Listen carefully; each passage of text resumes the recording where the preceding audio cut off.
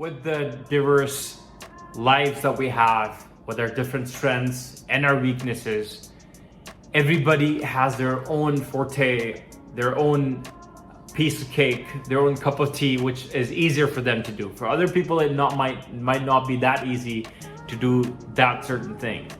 Now, one of those things is, for some people, it comes really natural of how they can start a conversation. They can strike up a conversation with anybody and everybody from any topic that they want, and it just comes very instinctively and naturally for them. But we all know that's not the case with a lot of people.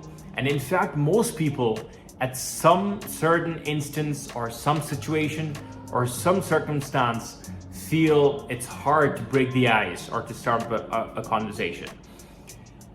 Now, there's one universal break the ice code that I've seen and observed in many books, articles, people who are communication experts, so on and so forth. And that thing is, you comment about something that's part of that situation. So you make an observation and you comment on it. Use your surroundings and start there. Say you're entering a place and you need to break the ice with someone. What you would say is something like, "It's quite chilly outside today," or "It was hard to find a parking outside." It doesn't have to be accurate. It doesn't have to be too witty. It doesn't have to be perfect. It's just got to do with something that you observed in your surroundings and you comment on it. Let's check out a few examples. Let's start with this example. Say you're outdoors for a barbecue and the sky is filled with dark clouds. You can say, "I hope the clouds cut us some slack and we can wind up our food before it starts pouring. What's your name?" Say you're out for a dinner gala or a party and you're sitting at the table with many people. You could say, "The last goal made all the difference for Liverpool." Any soccer fans here? Or say you're in a long lineup and you just do not want to stand there for however long, an hour say, without talking to anybody. You could say, "We're definitely burning a lot of calories today. How's your day going?" Say you've joined an evening class for fitness and you naturally would not want to be alienated throughout the course of this class, however long this is, for a few weeks, months, whatsoever. This is how you can break the ice. It can be like, "I think this class is normally a really tough class. How have you been liking it?"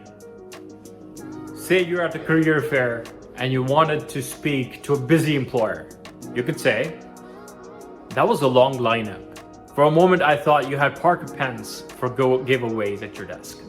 I'm so and so. Nice to meet you."